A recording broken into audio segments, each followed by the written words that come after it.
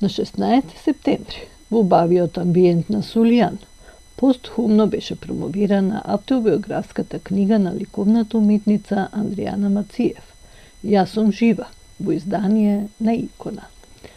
Кој автор на книгата е низината мајка, нам на сите добро позната, Јулија, па може слободно да се каже дека на некој начин таа е заедничка, затоа што Андријана ја почна, а низината мајка ја заврши.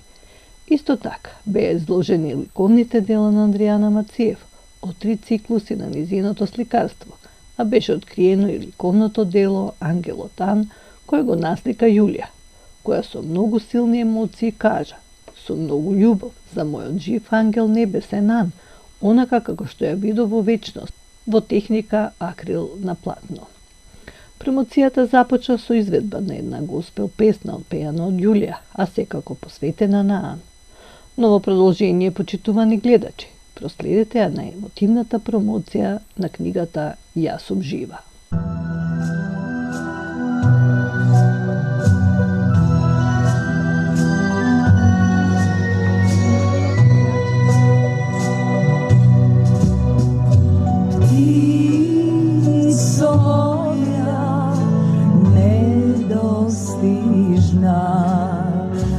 Облаци извишена, летај в небеса ти радосна, како ангел со крилјата.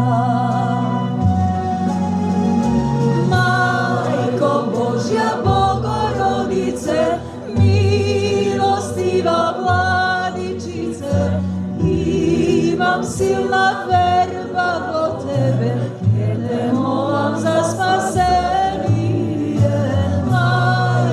Божја Богородице, милостива владичице, имам силна верба во тебе, ке те молам за спасение.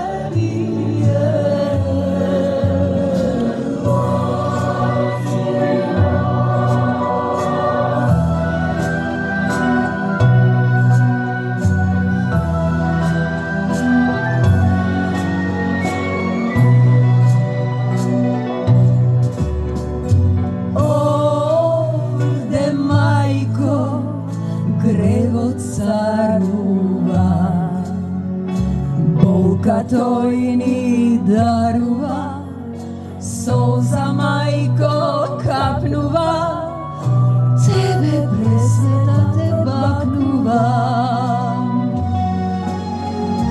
Мајко Божја Богородице, милостива владичице, имам силна верба во тебе, ке те молам за спасение.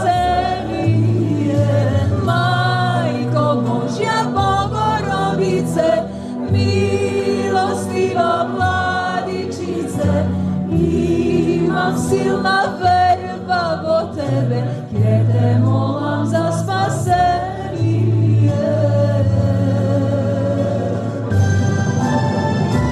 Ти со моја недостижна, тебе дланка ти подава, дај ми зрно од радоста, искра надеж за насмеха. Мајко Божја Богородице, милостива владичице, имам силна верба во тебе, ке те молам за спасение.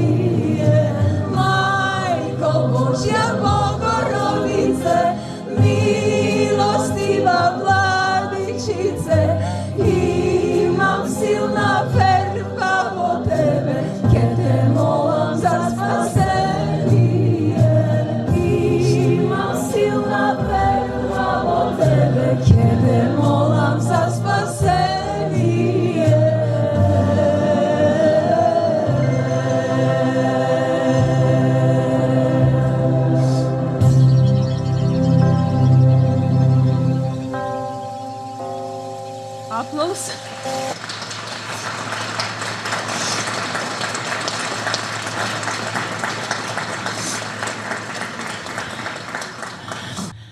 години ми требаше да го напишем ова дело, што овдека сега стои пред вас. Јас сум жива, за да зборува тоа место мене, за да зборува за Ан, за да зборува за животот овде на земјата, со какви искушенија го поменуваме, да зборува за животот после овој живот, да зборува за животот за преминот. Се имате во книгата. Книгата е чудесна.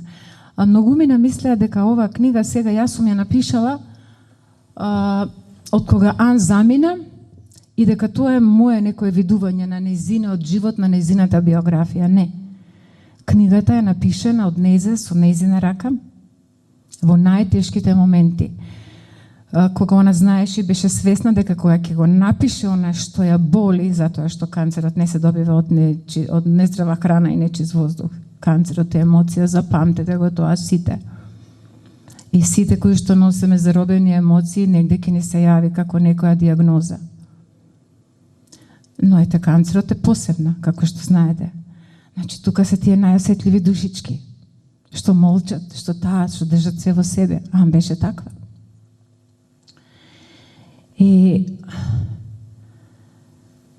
тоа е нејзина автобиографска книга која што мораше да излезе. Затоа што се зарекол, затоа што таа сакаше да излезе, но сакаше книгата да има среќен крај. Ама како што гледате, на што сведочиме деновиве, бидејќи јас сум повикана од јавното обвинителство, а не пријавив сама, зашто немав сила кога требаше да се пријави, но ме викна и еве сега сведочив како прв сведок. И сите тие што на некој начин и го срушија сонот на Ан, да зборува за радоста, за тоа како канцерот изечи, бидејќи канцерот треба да биде како настинка, како грип денеска. Но ако вие тргувате со тие скапи хемии, секако дека нема да биде, кога не ви се важни животите на другите. И знам дека овде има многу луѓе што се соочуваат со тоа и затоа да внимаваат на кого го препуштаат своето здравје. Ете, јас вака некако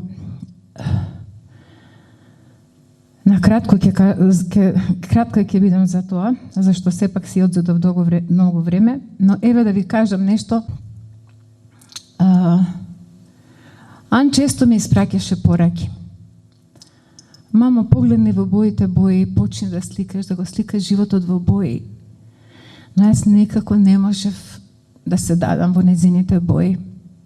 Постојано бевав пораки, но јас никако не можев, мене многу тешко ми беше цела година.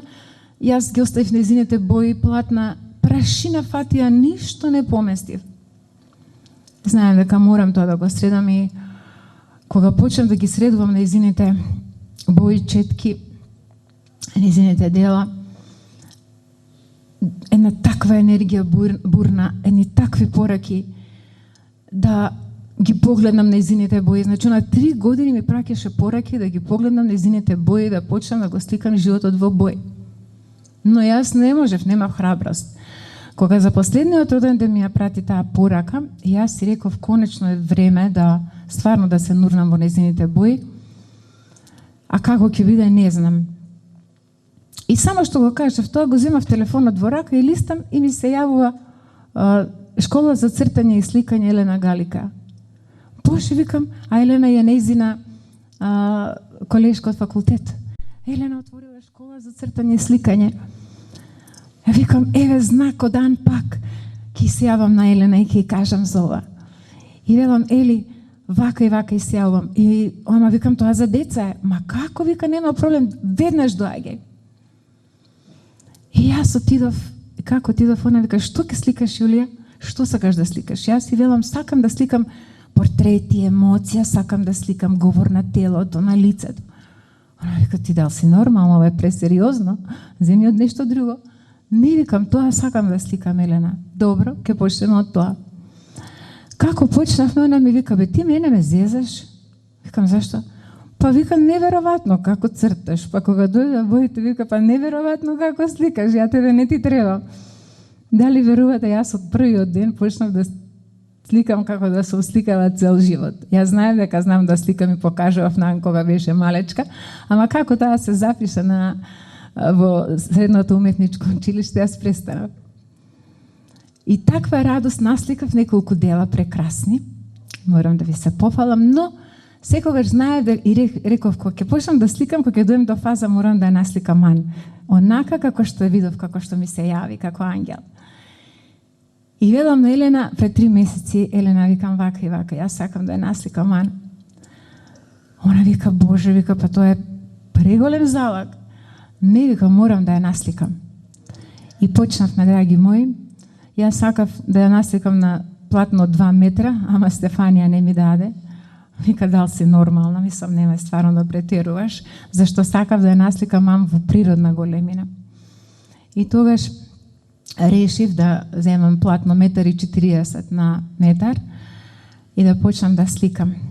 И еве ова што го гледате позади, овој ангел е мое лично дело, значи со многу љубов ја сликав тука, беа процеси на отпуштање, на солзи, на радост, на еден непоседен контакт со Ан, една милост, една божествена убавина, една свесност, една состојба во која што едноставно ја доживеав повторно, го возобновив нејзиното тело, ја возобновив во секоја клетка, зашто јас и ден денеска знам секоја нејзина клетка од нејзиното лице, од нејзиното тело.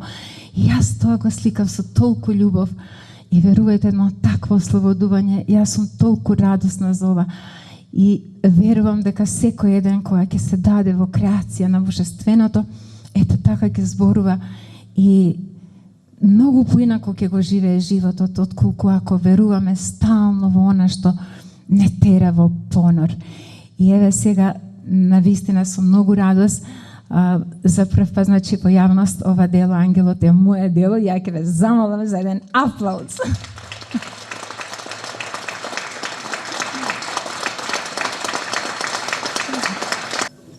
Доаѓајќи навака, знае дека тука ќе се случи една излив на големи емоции. Бидејќи во овој објект, јас ја започнав мојата професорска кариера, да ја наречам, и тука ја завршив, повеќе од 30 и нешто години.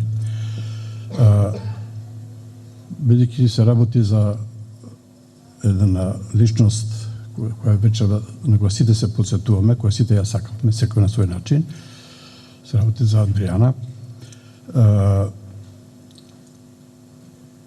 Она е пак мојата последна генерација со која што јас завршив целосно.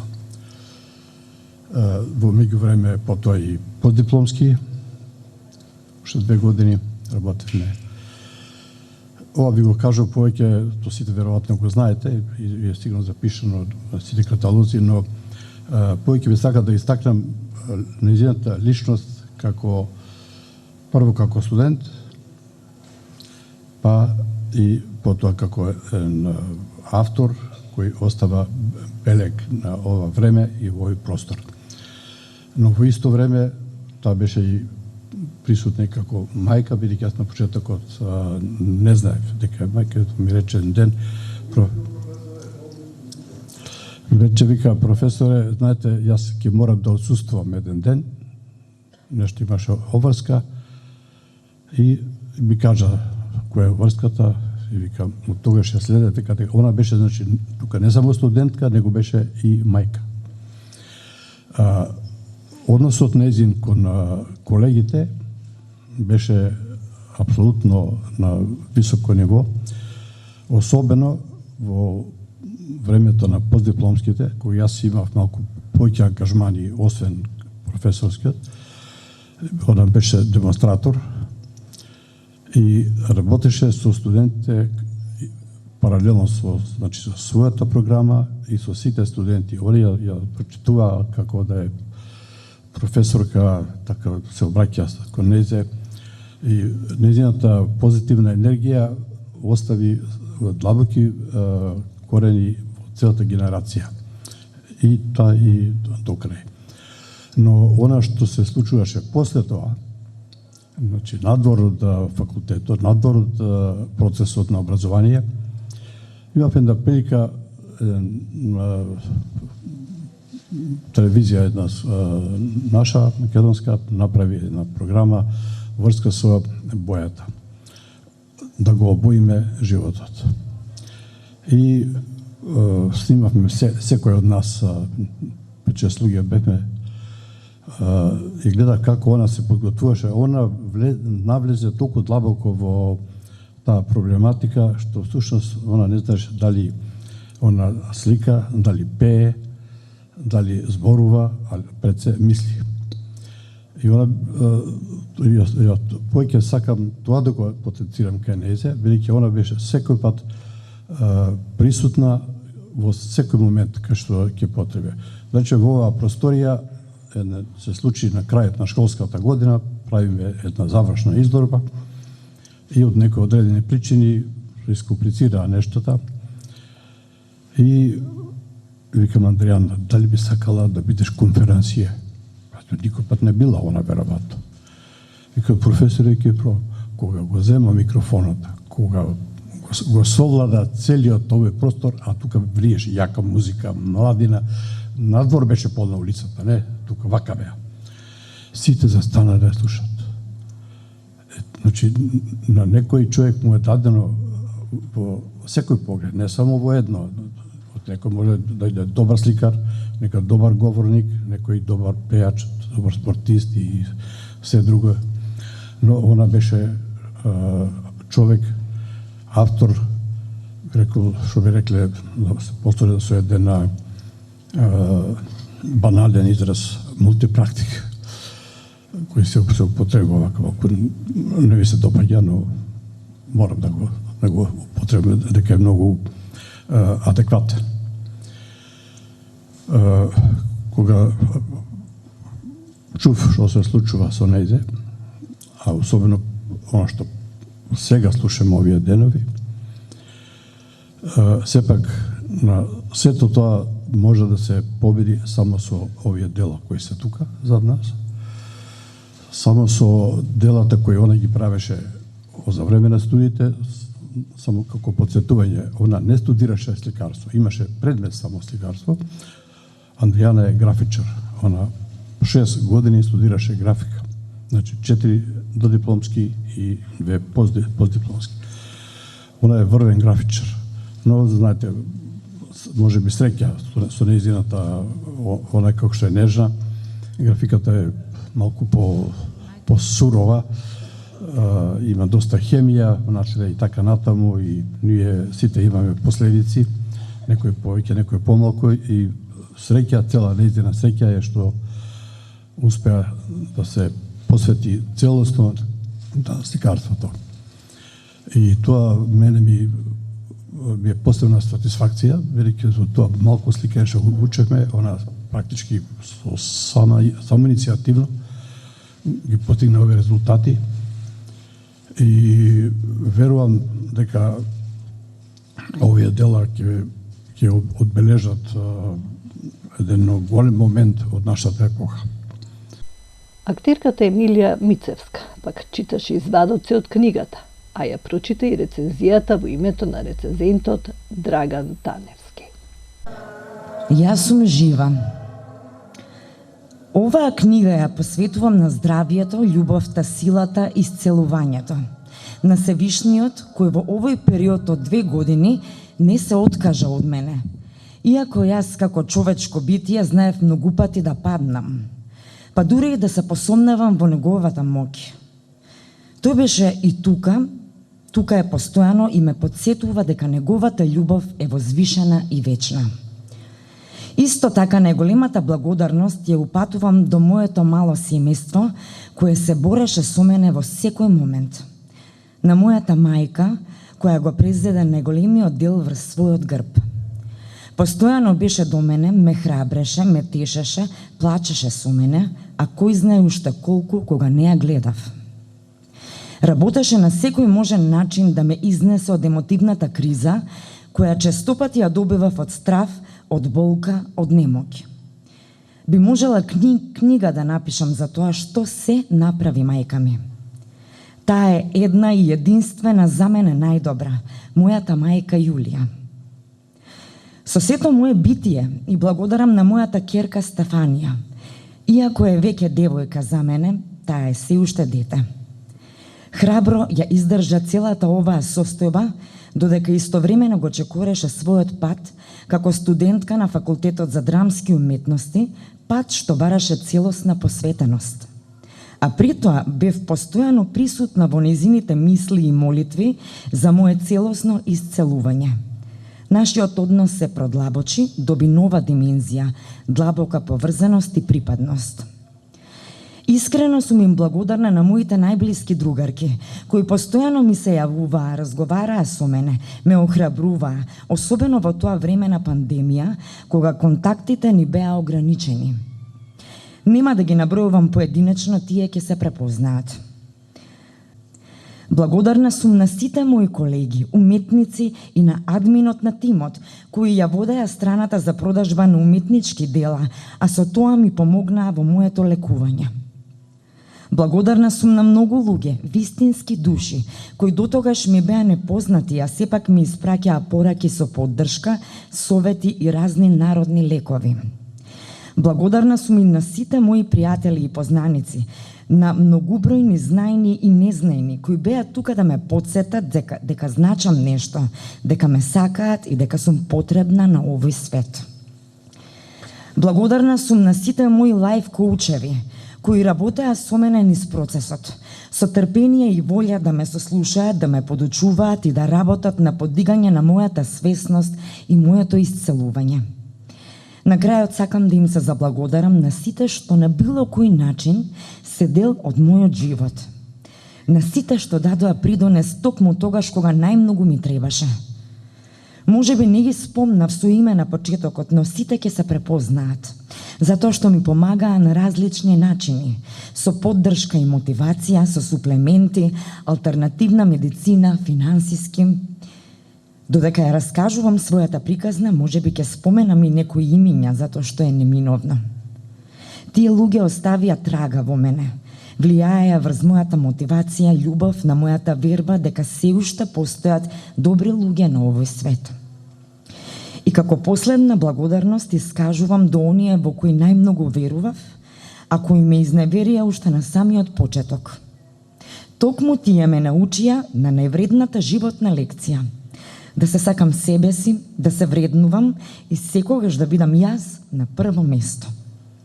Ваквите ликови, всушност, даваат посебна сила за животот да продолжи со полна доверба и леснотија, зашто си ги научил најдлабоките вистини, платани со највисока цена за никогаш повеќе да не се повторат.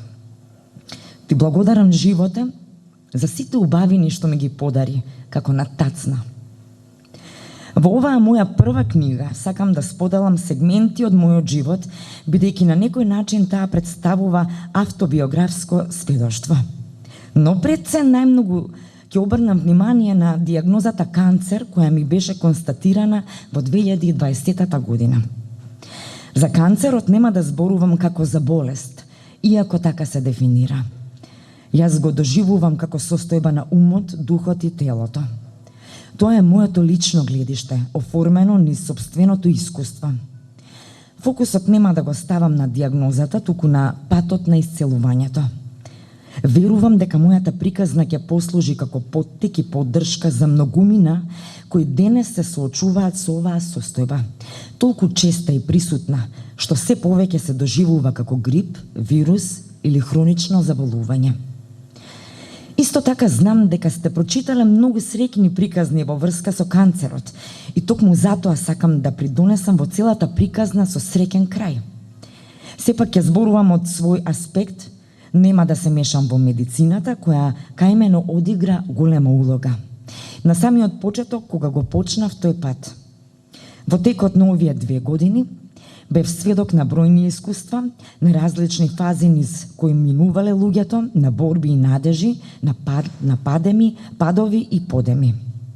Видов и низ што се поминуваат семејствата, но најмногу самите пациенти со канцер. Зашто не станува збор само за диагнозата.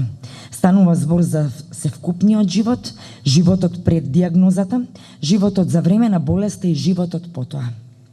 За подобро да ја разберете мојата приказна, ќе се вратам неколку години наназад. Ќе ви раскажам која беше малата Андријана, тинејџерка дете, мајка, уметница, која во својата 40-та година од животот добие диагноза рак на дојка, со метастази на кичма, мала карлица, црн дроб, неподвижна и во колечка.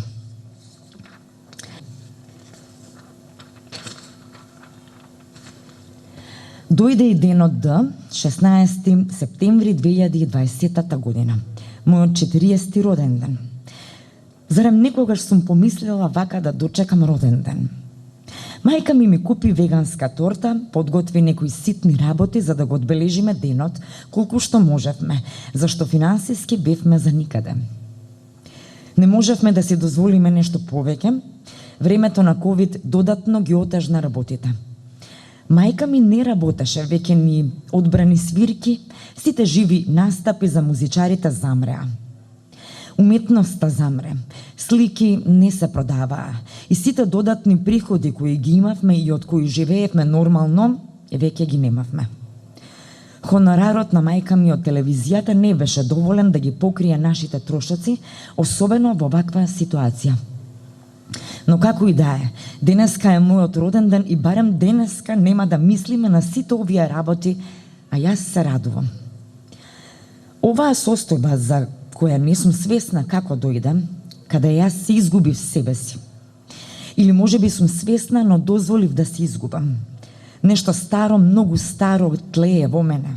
Некоја стара рана, која како повторно да се отвори. Нешто на што се обидувам да се сетам, не ми оди од рака. Од каде доаѓа, од каде дојде, се е познато, а сепак непознато и се всади во мене таа болка, таа отфрленост, таа потреба за внимание, за љубов. Боже, од каде ли дојде тој страв, тој недостаток, таа жед за љубов. Та јас сум љубено дете.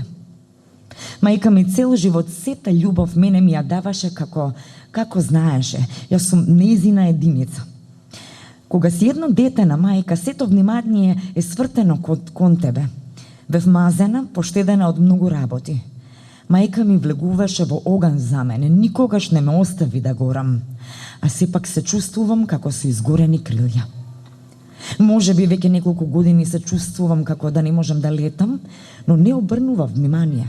Се трудев да летам, но некаде запнав како во некој лабиринт. Како птица со скршени крилја се препелкав, падни стани и се уште сум замаена од тоа препелкање. А и состојбата и преголемите болки во целото тело, во коските, во кичмата, не ми дозволуваат да го сретнам тој дел во мене што вришти, што боли толку многу. Едно утро, кога се разбудив, забележав како на мојата перница останале слапови коса. Се преплашив, иако се подготвував за тој момент, зашто постојано на чешелот остануваше се повеќе коса. Солзите сами ми потекоа додека ја собирав мојата коса од перницата. Но решив, нема ова да ме обесхрабри. Ќе одам во најскоро време да се истрижам лустар и нема да се кријам од светот со перики. Може би ќе носам марама, додека се навикнам, или ако ми е ладно на главата, затоа што сум навикната со коса. Но нема да се кријам. Ќе се прифатам таква и достоинствено ќе ја носам оваа состојба. Така и направив. Моите дома ги израдував, зашто пред нив бев одлучна и решителна и не направив ништо патетично за да им создадам болка. Па и немаше потреба кога ќе размисли човек. Тоа е последното нешто што би требало да биде страшно со диагнозата канцер. Се друго што следува не може ни да се спореди со едно губење на коса, која секако ќе порасне, само да се надмине состојбата да се оздрави. Кога завршуваме многото од тука, или да продолжиме сега? Дали сте се сретнале со луѓе манипулатори? Сигурно дека да. Тоа всушност се луѓето во нашето најблиско обкружување.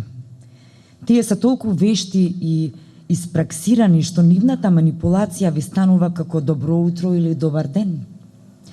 Ве прават слепи, зашто нивните сладки зборови се редат како најубав гердан од бисери. Да, тие имаат таква приказна во која секој би поверувал. Впрочем, и самите веруваат во таа нивна измислена приказна. А како ги бараат жртвите? Тоа е посебна уметност. Филмски, холивудски. Всушност, денес и не е тешко да најде жртва, затоа што на дофат ни се на сите социјални мрежи. Таму манипулаторот се представува во светло какво што тој си го замислил. Слики, приказни, глума, шминка, чини живот од бајка и дила. Принцот на бел коњ. Па лајкови, срценца, коментари, пораки, сладки зборови и најчесто се представуваат како жртви. Односно, толку ја филуваат тортата што невозможно е да не ја вкусиш и нова жртва во мрежата. Тоа се луѓе најчесто неспособни за себе, за животот, немаат храброст, слабаци, па затоа им треба некој кој ќе го користат како параван, за да мислат луѓето дека е супер човек, дека е способен, работлив, искрен, доверлив. Својот имидж го градат на туѓ грб, се китат со туги перија, но сето тоа е добра маска. Има и машки и женски манипулатори. Најчесто жените паѓаат на манипулација. А зошто? Па во потрага по совршен партнер, љубов, внимание, уште ако извесен период била сама, жената е одличен план за манипулаторот. Плен за манипулаторот. Тој ветува, се колне, симнуваат звезди, убави зборови. Од злато, срце, душом, кукло, најубава жена. И сите оние стикери на Фейсбук, вау, не си подолу. Дури во својот живот ќе се заколне, ќе плаче, ќе искористи, ќе моли за твојата љубов, се до денот кога ќе те освои 100%, ќе те искористи на секој можен начин, па тогаш ќе појде во нова офанзива на Фейсбук. А ти во годините кои сте ги поминале заедно, сакаш и веруваш дека тоа е вистинскиот. Гледаш само тоа што сакаш да го видиш. Ги слушаш неговите приказни како животот му се сменил откако те запознал. Ти си му најголемата љубов, жената за цел живот. Животот го дава за тебе. Ако треба и ќе умре за тебе. Господ му е во уста цело време. Ма на што се е спремен за тебе, ни самата не си свесна, само да дојде денот. Да, и доаѓа денот кога сваќаш дека манипулаторот нашол нова жртва. Ти го врти грбот и уште те набедува дека ти си причината за неговиот пропаднат живот. Ти си во бунило, зашто ако си добар, не значи дека си глуп. Па си правиш ретроспектива на сите години кои сте ги поминале. Кога ќе се сетиш што се си направила, од какви црни дупки си го вадела, животот си му го спасила, си била повеќе и од жена, родител, другар, финансиер. Да не си била ти, немал ништо да јаде, пие, пуши, гаќе ќе немал на газот. Од петни жили си се надевала дека тој кој не е способен за ништо, еден убав ден ќе стане прав господин со манири, но тоа не се случува. Бидејќи волкот влакното го менува, но ќутта никогаш. А ти немаш волшебно стапче жабата во принц да ја сториш.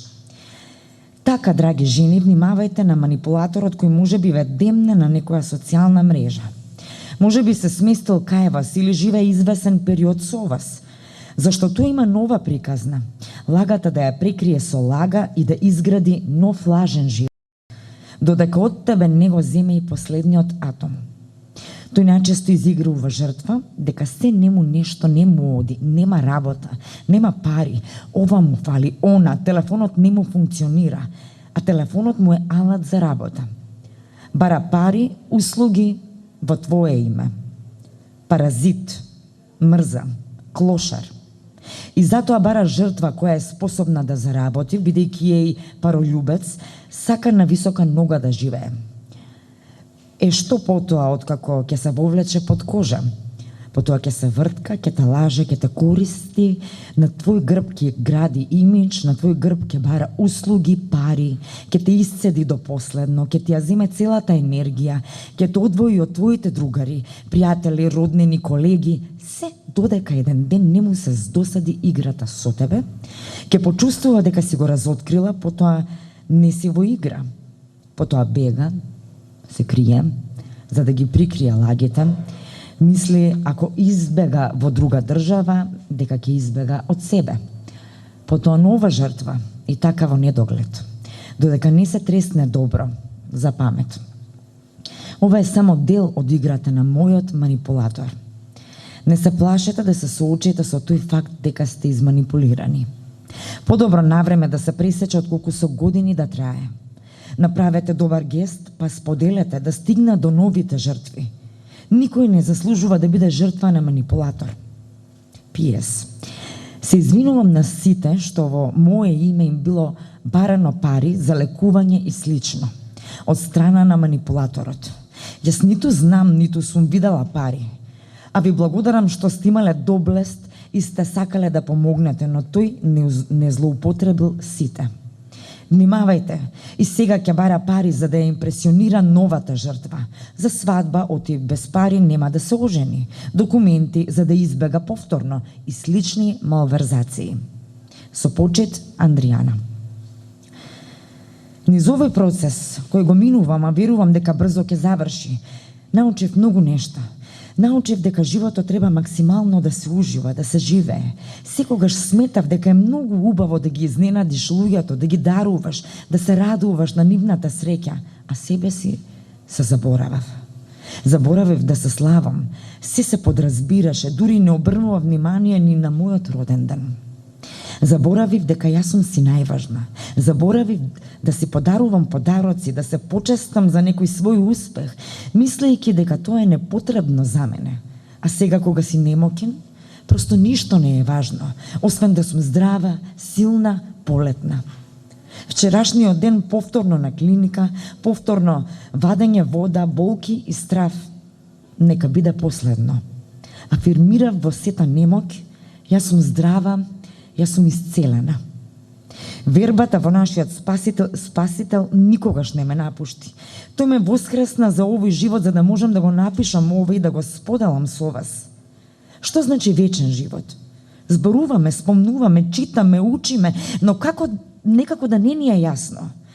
Ние овде нема да останеме вечно, еден ден сите ќе заминеме во домот свој, оттаму од каде што сме дојдени. Но важно е да оставиме нешто овде за вечноста, нешто пошто ќе не паметат барем нашите поколенија и нешто со што ќе ги отвориме капиите на вечноста, каде што започнува се. Да се искупиме за милоста Божја, да можеме и вечноста да ја заслужиме и да бидеме во функција и служба на Бога.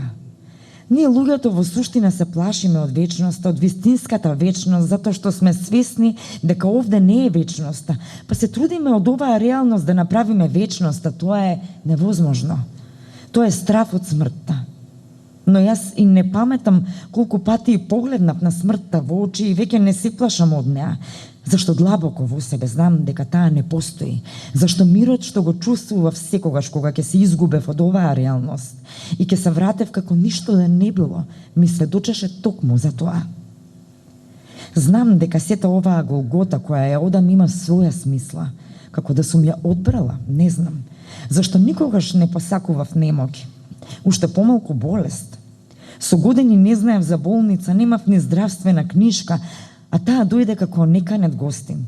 И сепак наоѓам причина, мотив, сила да продолжам, да издржам, да се радувам, да растам, да творам, да се дадам максимално, да се поврзам со божественото во мене и да му служам на Бога со оно што ми е дадено од Него на дар. Чудно е тоа чувство, но човек во ваква состојба на чуден начин се поврзува со Бога. Тоа е нераскинливо чувство на припадност, на препуштеност, затоа што си свесен дека се е во негови раце, дека твојот живот, ти си во негови раце и се случува по Божја волја. И таа благодарност која ме преплавува не е како порано. Тоа е посебно чувство кое јас не можам да го опишам, нема адекватен израз. Многумина кога ќе дојдат во ваква состојба сметаат дека е тоа Божја казна. Многумина кои се посматрачи од страна, по своето незнаење и немање чувство на емпатија, мислат дека тие се вечни, а за луѓето во ваква состојба велат дека трпат Божја казна поради нешто. Јас знам дека за овој живот се трудам да правам само добрини, но претерав и не знаев да си поставам граници. Тоа беше моето најголемо незнаење. Ги ставав другите пред себе, а ја заборавав својата вредност. Така и мајка ми ме воспитуваше да правам добрини. А како е да имаш татко, не спознав за овој живот. И тоа е една дупка, но секој има по некоја дупка. Причините се толку различни и со широк опсек. Најтажно е што луѓе кои се сметаат за просветлени и духовни не се во состојба да разберат што е всушност оваа состојба. Некои бегаат како од чума и велат: па ете го снашла Божја казна, кој знае што правел, па сега испашта. Така една просветлена духовна терапевтка се изразила за нас, кога една друга душа се обидала да побара помош, мала помош за мене. Јас никогаш ова не го почувствував како Божја казна, иако е јасно дека не ја посакувам оваа состојба, но во неа Бог го чувствувам како едно со мене и секогаш велам нека биде волјата Негова. Зашто едно е ние што сакаме, а друго што не знаеме, што е договор на нашата душа со Бога. Летај малечко. Летај малечко за тебе и така планетава беше провинција. Добив тешка задача, Ан. Добив задача да го сумирам твојот живот во овие неколку реда. А заре можно тоа? Ја читам твојата животна приказна дел по дел, датум по датум, страна по страна. Сите 316 страни и ми светна. Па ти си девојче, ти си одживеала не еден, туку цели 316 животи. Ги броев. Еве, ако некој не верува, слободно нека прочита од страна 1. Ан, ти ме знаеш мене, јас не знам да лажам. Па еве, како може некој 316 пати да живее, умира и воскреснува, а ние да кажеме дека еве сега конечно е готов и нема веќе што да каже? Глупости, Анчи. И им се смеам в лице на сите што мислат така. Нека погледнат некоја од твоите слики и нека имаат храброст да кажат дека веќе те нема. Нека погледнат некоја, ако можат, ако смеат, и сега што да кажем јас, кој исто како тебе многу пати се раѓав, умирав и воскреснав. Како да им ја објасниш вечноста на оние кои веруваат во еднина и живеат заробени во вчера? Остај сега тоа. Ние сме збореле многу, ама се одвивале зборовите како од карпа. Ама знаеш кога си на планина и ќе викаш кон карпите, па од твојот глас настанува ехо 100 пати посилно и побројно од твојот глас. Замисли колку гласови се тоа. И замисли сите тие стигаат до нечие уво, ама од оние отворените уши, што пропуштаат на кај срцето. Таму им капат твоите зборови, Анчи, на срце и процветува човек. Така ги оплеменуваш ти сите околу себе. Си спомнала во книгата безброј души што те слушале, што си им допрела во нивните животи. Некои процветале, некои не. Дека секое семе не е посејано на плодна почва. Не е до семето, Анчи. Не е до семето. Океј, не сакале сите, иако немале право на тоа. Но човечкото срце е чудна животинка, Ан. Не сака секое да биде допрено. Никогаш од страв, некогаш од незнаење, но некогаш за жал од злоба. Но ти не престана да допираш, како сонцето, нели, Ан? Замисли сонцето да им замери на злобните и да одлучи веќе да не свети. Не оди тоа така малечко. Сонцата се должни да светат и точка. Ти ме знаеш мене. Јас не знам да пишувам долги текстови. Сакам така есенцијално да се изразувам, ама со тебе не ми оди баш. Таман да поентирам се појавува нов врв, неочекувано висок. И одам по него. Учам да планинарам по твоите мисли, ама не е лесно. Дека те има и во врвовите и во долините. и во облаците и на дното од океаните. Изгледа ќе им снема хартија во печатница ако сите што ги сакаш решат да пишат по нешто. Ова нема да биде простување од тебе, бидејќи такво нешто не е можно. Ова ќе биде уште едно од твоите стотици воскреснувања. Да се сетиме на тебе, палава и бесна, мирна и тивка, тажна и среќна. Жива, секој пат се поспектакуларно жива. Веруваш во Творецот, Анчи, а тој е татко на живите. Ќе се видиме пак на некоја изложба или промоција, заедно со сите оплеменети души, допрени срца и насмејани лица. Не има многу такви, Анчи, а до тогаш летај малечко. Настапи женскиот хор Фрида под диригентство на Сузана Турунџиева.